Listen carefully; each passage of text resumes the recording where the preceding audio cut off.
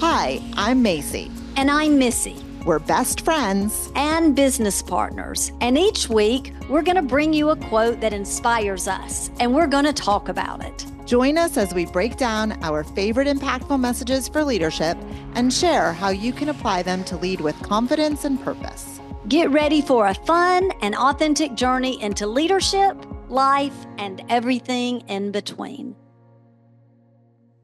Well, hey, bestie. Hey, bestie. Great to see you. Yes, good to see you as well. And today is going to be extra special because we're hanging out with two people, another dynamic duo who are truly living examples of faith, leadership, and purpose, even in seasons of tradition. Or transition. Yeah. Not tradition, transition. Well, I know it's just because we're excited, Macy. It's our first time ever. We haven't had two guests with us. It's going to be fun.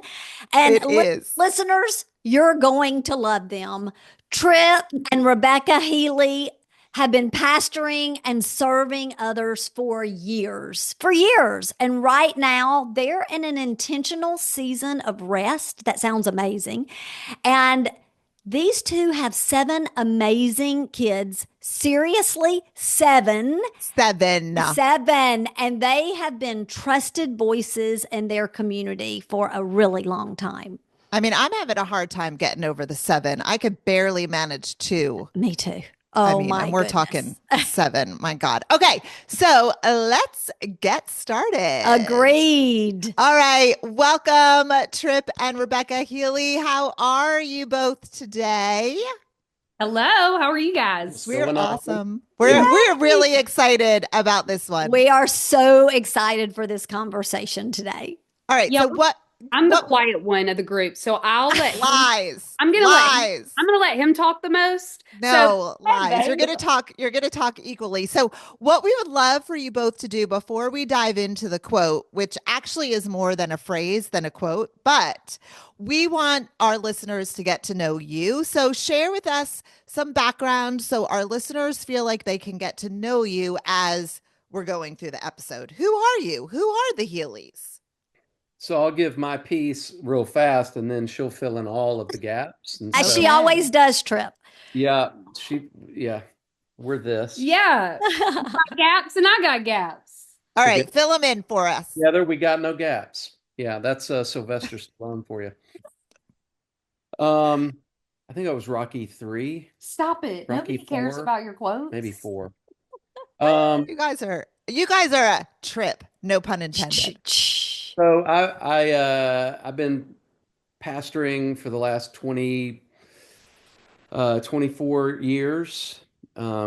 Graduated from seminary back in 2001 and have been in full-time vocational ministry since then. Youth ministry for 11, and then we planted a church back in 2013. Right in the midst of having twins. Lots of babies. 7 children now. It's very blended. We adopt, foster. I know, you guys are amazing. Love it. No, we're not amazing. We're crazy. We're crazy, Macy. That's what you say. But we love it. We love having people. So we really do. And 10 of us actually live in this house currently. Oh, right now still. Yes. So I don't think I realized that. It's multi-generational. Like it's more like a compound. So like our house it has like a whole like other suite on the other side. So our daughter and her husband and her daughter, and then they have one on the way. They live on the other side. So it's the whole fam. It's a big crowd here. Yeah. About to have crazy 2 kids. But I'll tell you this, as far as we have always loved pouring into people, both in ministry and just connecting with people. Like it has been something, I mean, I was born talking, like, from the womb. So just checking on people and connecting with people is something we love. And really outside of ministry, we met you guys a few years ago, and it's always been dreaming about how we can friend to other people and what's next, always thinking ahead, like what's the next step. So that's really something that gets us excited and kind of who we are as people. And just, we love to have community around, like family and friends. Like we just are like, we really enjoy having a big community. Yep. Well, thanks for sharing. Now, each week we pick a quote that we feel fits our guests. And this one, well, it seems like it's made just for you two because of where you are in your lives right now. And here it is. If you don't like where you are, move. You are not a tree. I just love it. I think it's such a good one. I know, I do too. And I'm really looking forward to the conversation. And so let's just dive right in. Let's talk about it. When we want to know, like, when you guys hear this quote, what comes to mind for you, especially thinking about the season that you're walking through right now? Yeah, so I guess it'd be appropriate to describe briefly what that season is. Yeah. Intentional rest. Yeah, intentional rest being that I'm actually I've stepped away from, just in the last couple of months, from full-time ministry, even though that's what I've done. That's all I've known up to this point in my life. And I think it'd be real easy to think of this as midlife crisis. I think that's why people call it that. Because it tends to happen around now. It's kind of like it's like a now or never moment is how it feels. Because, when I imagine, how much longer I'm going to be able Lord to, willing. be super useful. It's like, okay, so the next, 20, 30 years? I mean, it's like, and that's kind of what I've done so far. It's, is this what I want to do for the rest of that? And even then, it's wondering, in 10 years, what if we wanted to spin things and change things up? Like, is it okay? Do we have permission to do that? I'm giving you permission. It's okay. Yeah. And honestly, I think in the culture that we're living in now, I think it's just become much more prevalent, much more tangible for people to imagine it. Yeah. Maybe to a fault. Mm. I think there's just a fine line. That's what I'm finding out. That's what I'm kind of figuring out. I think, because I don't want to feel stuck. I don't want to feel like I'm having to do something because it's what I've always done. Yeah. Yes. That's dangerous on the one hand, but on the flip side, I also don't want to just feel discontent because, I'm going through a difficult season, or it's because I'm tired, or, maybe there just needs to be a shift in roles within the same, organization, whatever it may be. It may look different and more nuanced, depending on who you are and where you are. So I think that part. I think for me, like listening to him, I think personalities are so important when you know about the feeling of stuck, right? Because for him, he's been doing this for 24 years, 25 years in ministry. And so like to change is big because this is all you've known. And we don't want to change for the sake of change, like just to say we did. You've got to be running towards something, which is why when we started training and thinking and dreaming about the future, we didn't make any decisions too quickly. But I think what happens and why this quote is so awesome is because I think a lot of times you see it, people in organizations who are not in a position or a role they should be in because they're just stuck there. They've been doing it forever. They can't think of anything else. The organization doesn't know what to do with them. And so you end up just saying, well, this is what I'm supposed to do. And like, that's why people clock in, clock out for 30 years and never really find their calling or their purpose. I think too, though, sometimes like the hardest part of the seasons is the waiting part, like the middle. Missy and I call it the middle. I think it was Charlotte Gambrell wrote a book about the middle, and Missy and I have done teachings about like the middle is the hardest part because you're not here and you're not there. You're just in the middle. You're waiting. Yeah. The hardest part of any season. Yeah, it's exactly. But you guys took action. Yeah. And I think taking action sometimes, like, it sounds good, right? It sounds empowering. I'm going to take action, but it's really hard to put into practice. Why do you guys think it's so difficult for people to move? I mean, Rebecca, you hinted to it a little bit, but why do you think if people know that they're not supposed to be there, wherever there is, they know they're not supposed to be there, why do you think it's hard for people to move? If they know. So If they know. So yes, they know. that's They've been assuming what they've Rebecca got, said, right? yeah. They've been clocking in and out for 30 years. It doesn't feel good. They know they're not supposed to be doing it. Why aren't people making the move? I think number one is because we don't know what is next. Mm-hmm. And so, we want that security of knowing what's next, especially, I mean, good gracious, like if you've been somewhere and you've got that pension and you've got good health insurance and it's taking care of your family and, it's taken you this long and you've gotten multiple raises, to think like it feels like a step backwards. Yeah. And it does. Like I am speaking personally from experience right now. It feels like a do-over. It feels like starting over. It feels like you're having to figure it all out again. It's like, well, do I need to go back to school? Like, why did I go to school? What have I been doing?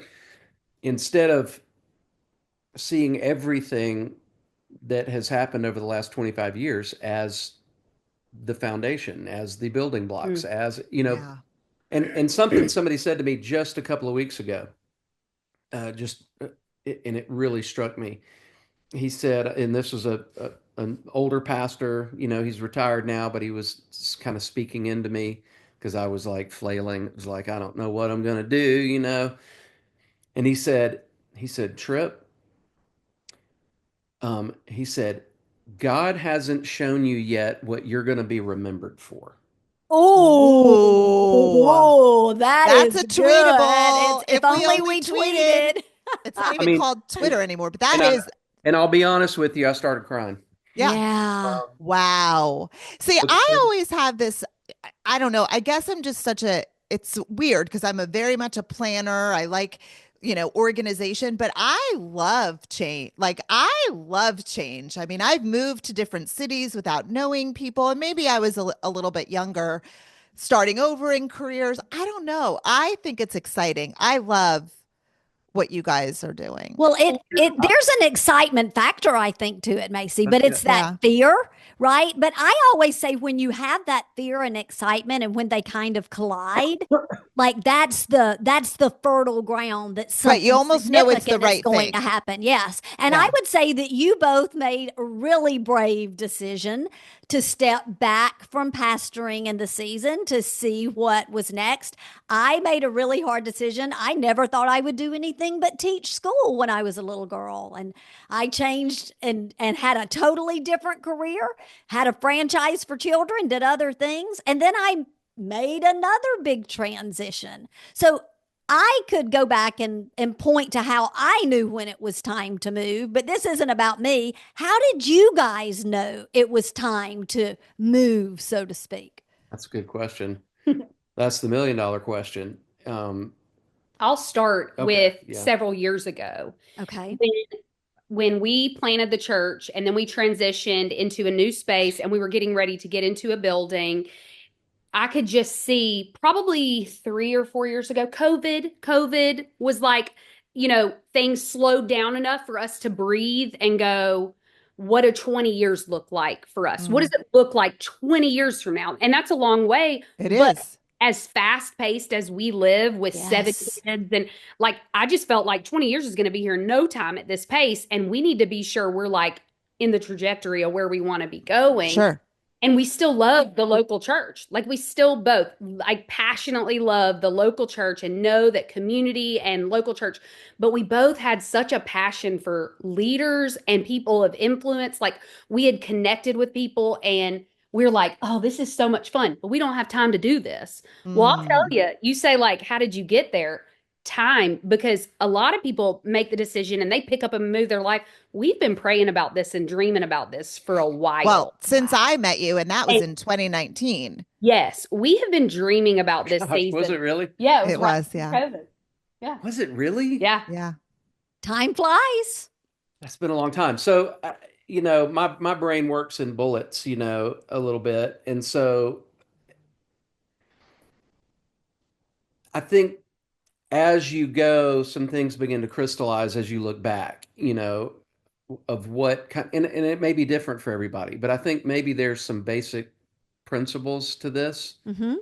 Because it's not going to always be true for everybody, for all the listeners, you may be because everybody feels this at some point. Everybody feels stuck a little bit, Sure. I've been doing this forever. And I think one of the indicators is to, and this is what it was for me.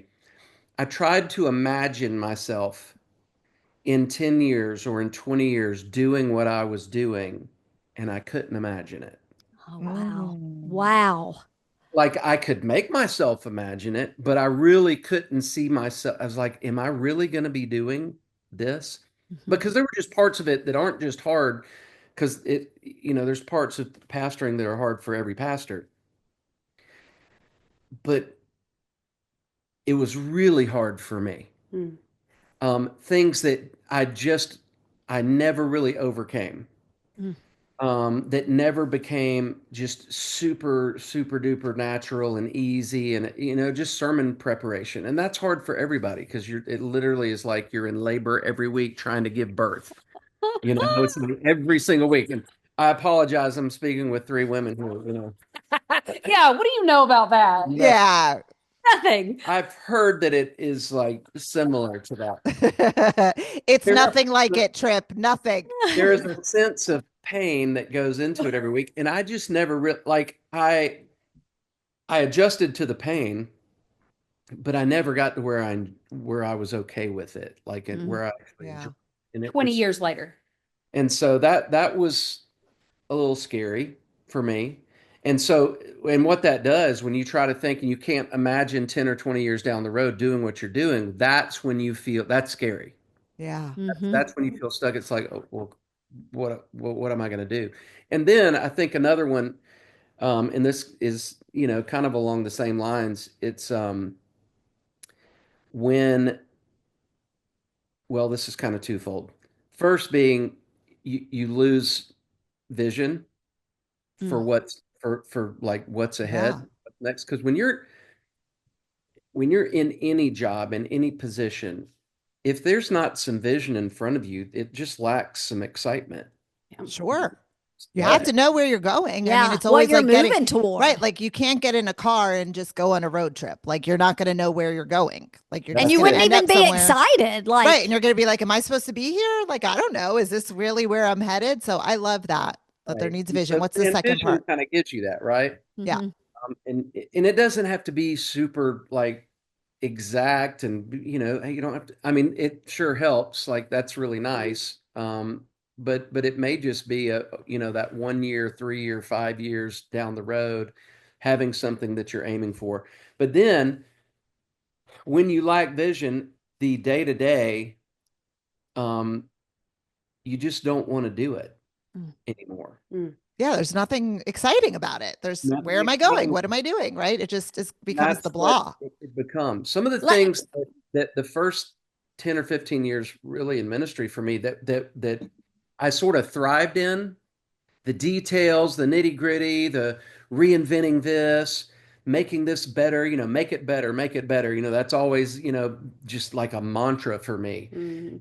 I lost that. Yeah. And it was kind of after COVID is when that really, we were having conversations before that, but I really noticed because we had to, it was like starting over. And for church leaders, if there's any church leaders listening to this, they know what I'm talking about. You weren't real sure what the future was going to look like. And then you had to kind of rethink everything. And I just didn't have it in me. And I'll tell you this as his wife, but also as his partner, like we do this together.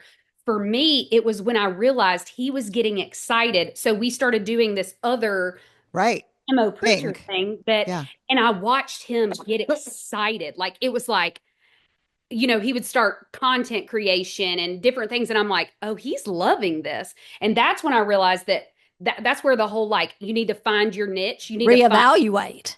And we need to reevaluate and get you in a position where you're thriving. Yeah. I want to ask a quick question because I wonder, kind of the story that you were portraying of what happened is similar to what happened when I was teaching school. Like that's all I'd ever wanted to do.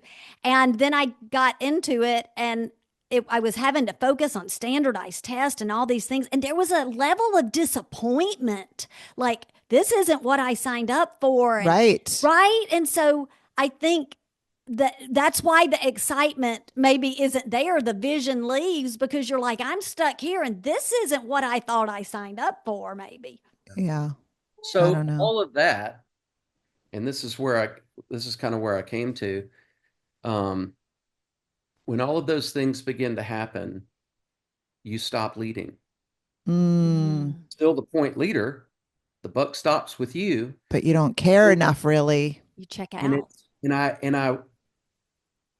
it's why I started beating myself up. I felt a little bit like a failure. Like I don't care enough. I'm not doing it. Something's wrong with me. Not maybe God's leading me somewhere else. It's just I'm not a good leader because I wasn't leading, because I didn't want. It was like, I hope everybody picks up the slack. I hope they work on our assimilation process. I hope that they're willing to work on how we organize our teams. I hope that, because I didn't even want to have a conversation about it. But I'm going to say the contrary, Trip. I feel like that's what makes you such a great leader, is the fact that you felt like you weren't like there are leaders out there that aren't leading their people that have no awareness of the fact that they're not leading their people. The fact that you had the awareness of, I'm not really leading here. Something's wrong. I know you blamed yourself. But let me ask you this question, because we were just talking a little bit about this. I want to go deeper. Stepping into the unknown, it does require trust, right? Trust in yourself. Like, I got this, I could do this, but also trust in God's timing and provision. Like, what do you think? And Rebecca, I'll ask you first, like, what role has trust played in your current season of rest? Like, who have you trusted? How is that like, what does that look like? Yeah, that one is a loaded question. I can tell you, without faith for us, not just because that's the job we've done, but like if I didn't see big picture faith and our trust in the Lord, this would have been disastrous. Disaster. Right. We wouldn't have been able to do it. He would have had to keep working. Yeah. I think that's what happens. He would have had to keep working because we got to worry about the money and that job. And he would have been a bad leader in a bad position. Me too, because I would have been bitter that we were stuck there. I mean, seriously. Yeah. So it's only because we trusted that the Lord was in this that we felt like this is it. And we both have a strong feeling that a job, like, it is important. Your job is that's huge, right? Like but it's about the people you work with. It's about, are you in the right role in your position? Like, and if you're not, figure it out. Because I'm telling you, if I didn't trust the Lord in this, I would have never been like, let's quit and figure something else out. Are you kidding? Like, no way. Right. No way. Yeah. In fact, that was kind of her response years ago, because it was hard. I was in a different place. And so I think there you go. There's another indication is, if you're married, there needs to be, if your faith is aligned anyway, sometimes we're, if we're unequally yoked, then you may be on one page and they're on another. Sure. But if that's the case in our marriage, I take that. Now, she takes time, it takes some time for her anyway. When it comes to change or, me thinking or visioning, because I'm big picture, I'm vision, I can see things, what it could look like, when what could be becomes what should be. In my mind, that's when that's something I want to run toward. Well, it takes her a little bit longer. Well, for me, that's an indication, that maybe the timing isn't quite right. That it would take Rebecca too long, you mean? Well, no, that he needed to slow down. Like, I needed to wait. Okay, gotcha. Gotcha. Because the time wasn't maybe right. because she wasn't there with me. In other words, you're listening to this podcast and you hear us talking and you're like, yes, this is me. I hate my job. But Please your do spouse is not like, go quit your job today and not tell your spouse. No, 100%. Sure. Yeah. Do I mean, not do it. when my husband was leaving, his 6-figure corporate job because he wanted to start a nonprofit that he was going to start on a volunteer basis. And he came to me and said, I want to quit this job and I want to start a nonprofit. And oh, by the way, I won't be getting a salary. I had to be on board or it would have never happened, right? Like you absolutely need the support of your spouse. But what I would also say, and Trip, I think that you said this, I'm just recapping really, is you've got to give your spouse some time to like take a deep breath and be on board because they may not see the vision and they may not be having the feelings that you're having, but a conversation, of course, has to happen. Has to happen. So let me ask you this. When you made the decision to shift, and we could call it when you made the decision to take a leap of faith, right? Because that's what you're doing. Yeah. Did you have any fears around trusting what that next step would look like? I always think as I think about like that next step and having a leap of faith, like I think of when they were crossing the Jordan River and they had to take that step first. They led with that like leap or step of faith. How did you work through those? What were they? They're still here. I'm like, wait, this is perfect because we're in it. Like we still have that. Sure. But we feel such. But you did it away. You did it anyway, which you did it anyway. Did it afraid. We did have to do it. I will tell you though, it's scary, but if you're like we both are taking steps, like that's the part is taking that next step. Yes. Because it wouldn't be good to just quit and be like, oh no, like that would be terrible. But it's that what are we aiming towards? Because we have to self-lead, right? Like I have to lead myself right now. He has to lead himself right now. I can't expect that we're feeling the same things in this transition. Yeah. And we're not. So it's that knowing that like, hey, it was scary. My advice for people in that season of transition, or maybe they're in a role in a company that, you're like, I don't really fit here, but like, what else am I going to do? Dream, pray, vision, man. I mean, I'm telling you, this is not like something we decided overnight. Yes. Like, and sometimes God gives you a little kick in the pants. I mean, that's the funny part is like when this all started, really the thing that like we are definitely going to transition was we got into that new building last fall. This is something we've been dreaming about for 11 years, having our own space, not being portable, having a building. And this should have been like the greatest. I mean, like the pinnacle. Like get into that building and like, here we are, we've arrived. Yeah. And we both get in the building and it was awesome. But it was like, okay, Lord, what's next? Now what? Right. What's next? Yeah.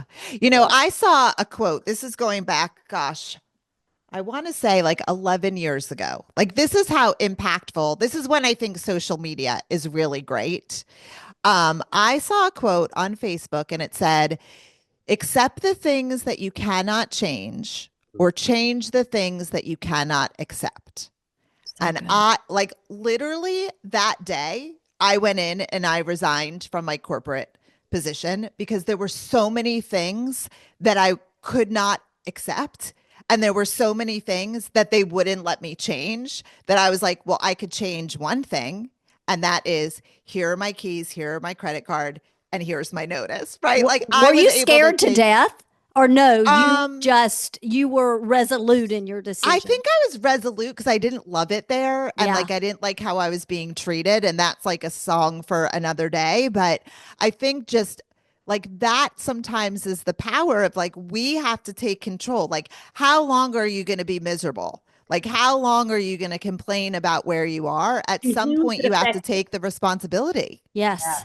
Oh, man. And here's the thing, like, this is actually what led us to plant the church to begin with, was because I was feeling exactly what you were feeling. I wasn't being treated poorly, but there were just things that I knew based on where I was, that I would always hear things, I'd go to a conference and they would say, well, if there's things about your organization, if you're not the one in charge and, there's things you want to see change, well, then, you have to lead up and trickle up, and I was like, okay, well, I've been trying to up and it's not making it. Yeah.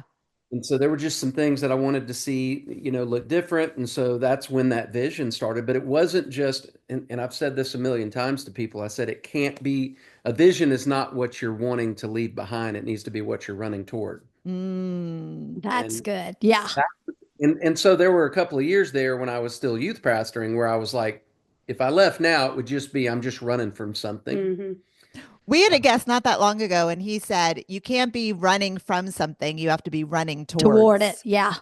Something. But you know what I think's actually worse than that is running from it or running toward it is that when you just settle and you just sit there, because I think of like, let's just talk maybe the average American worker, right? Let's say they've got a $65,000 job. I don't know what the average American worker makes, but they're like, I'm not going to risk anything because of this $65,000 job. Right. Right. And so in the meantime, they're missing out on these opportunities that could be in front of them that would change their life, change their bank account, change their purpose, change their legacy. And they'll never know. And wait, yeah, you never know. They'll never know. They'll never know. What is scarier, what you might lose or what you might miss out on? Well, I think that's a question people have to ask themselves, right? If they're in a season, and I'm sure you guys have asked yourself that question, like, we're in this season, what's scarier? And that could be something that our listeners can take action on right now. Like, which is scarier, staying or going? It's that old, my dad used to teach me, write the pros and cons list. Yeah. Which list is longer, the pros or the cons? And I've used that a million times in my life. You've got to ask yourself the hard questions. Of course, then there's, you start questioning things like calling and those sorts of things. And that's been, and that's not just a ministry thing. Some people can feel called to their nonprofit or to, a particular position or job or career or whatever. But for me, that was part of what I was grappling with as well when I was thinking about what's next. It's like, well, did I miss something?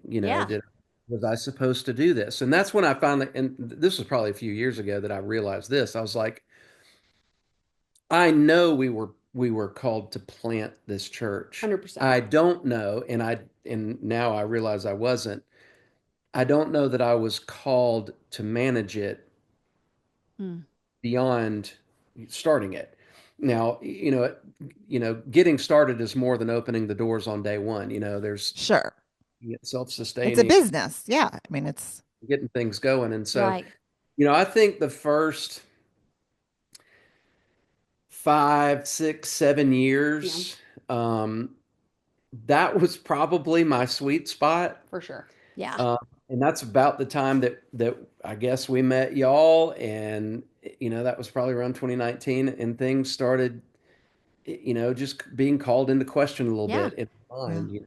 Well, that's actually a great segue into something I wanted to ask you. As you think about this journey, how has your understanding of calling and purpose shifted over the years? So calling doesn't just mean one thing. That's right. I agree. I knew that I was called to ministry years and years ago, back in college. Remember the moment. And it was a moment in time for me because, there was nothing else that I was running towards. And my mom would always encourage me. She loved Jesus, loved studying scripture. She loved the idea of having, somebody in ministry. And that was never on my radar. And then there was just a moment in time. And I knew that I was called to do that. And yet we're all called to ministry. We're all called as believers, as Christians anyway, we're called to do that. But for me, it was specific. It was vocational ministry. But then, it began to evolve. It was like, well, I'm called. Calling can look different. And then sometimes, it's okay for it not to be a calling and for you to just volunteer for it. I remember Andy in that years and years ago, he said, I don't know if I was called to ministry or not, but one day I asked my dad, I said, would it be okay if I just volunteered to do ministry? Love that. I was like, and that made me feel so much better because, people are always, it's like, I don't know. Am I called? Did God speak to you in a cloud? How do you know? And it's just not always like that. Sometimes it's just that what just you keep bumping into, you keep wrestling with, you keep grappling with, the stars seem to be aligning. That might be a calling. Yeah. And for me, I'll tell you that when I think calling, again, purpose, what my purpose is. I would have said, I got a master's in counseling. I went to school because I thought we're going to change the world by impacting people. And I would have thought my calling was going to be something fancy in some job. That's what I would have said when I was 22. Yeah. Right. Now, 7 kids later, a family.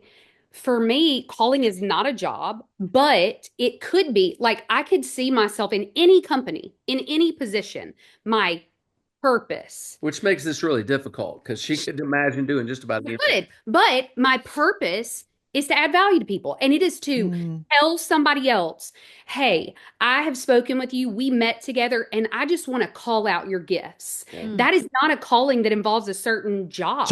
Right. That's what happens is people get stuck in a job. Like my job is to whatever X, it does not matter the job, but it's like that purpose inside of us, that thing that longs for more, that like, I won't ever be happy just checking a box. Sure. Like, it is that finding that calling in your life is the gifting. It's like a gifting inside of you. Yeah.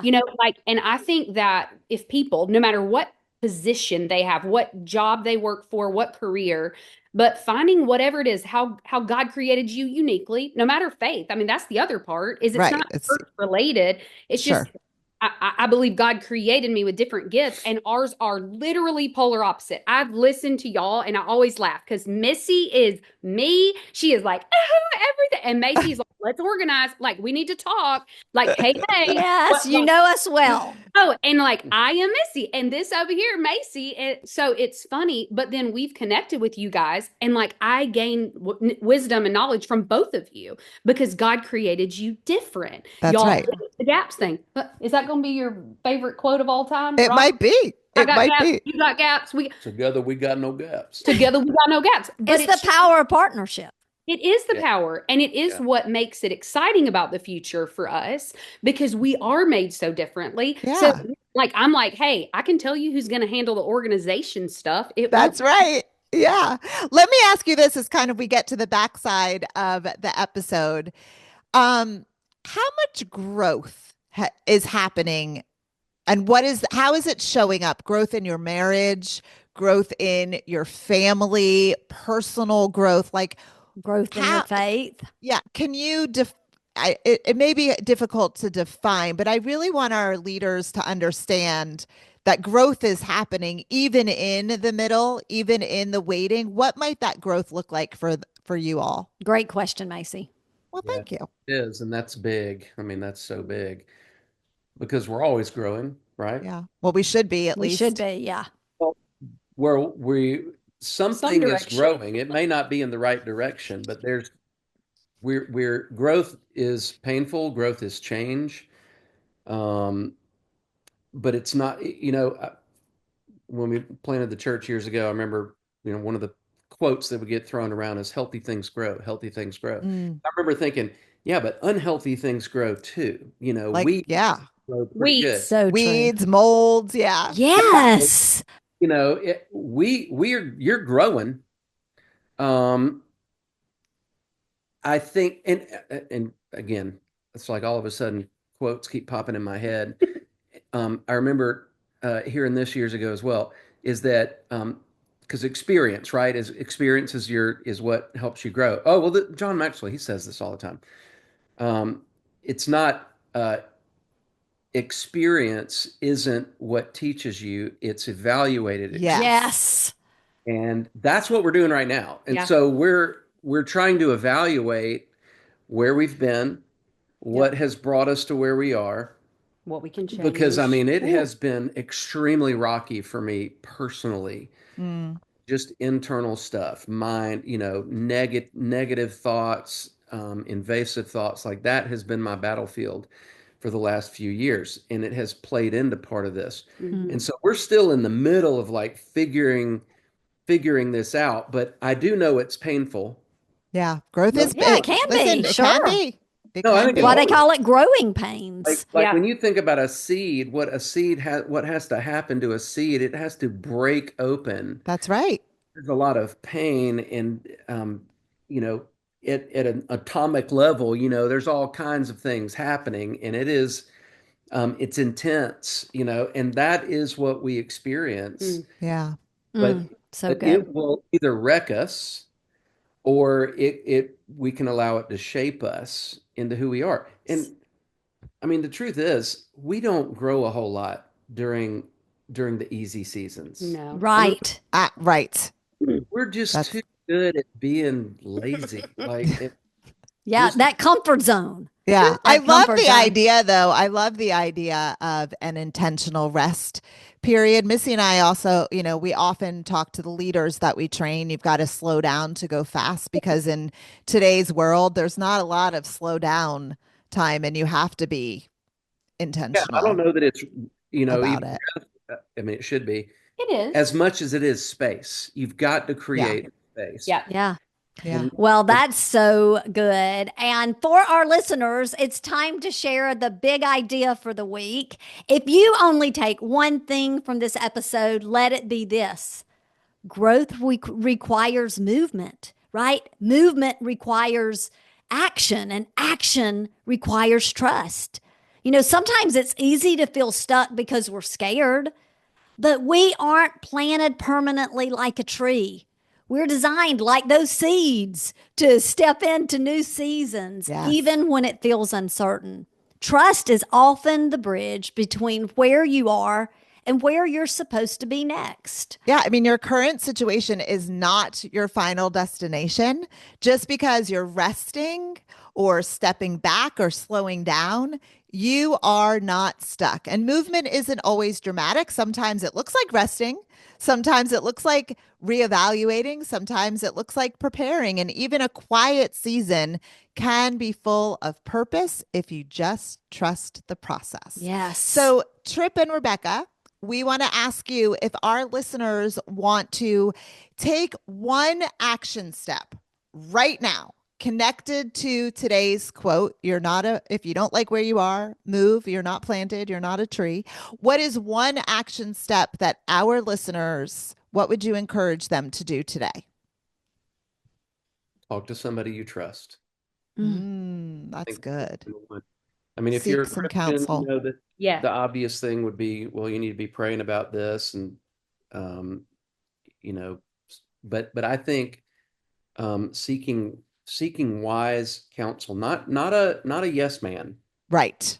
But also not the ultimate discourager either. Yes, those aren't real. Those dream stealers, Trip. Yes. Man, just joy suckers is the way.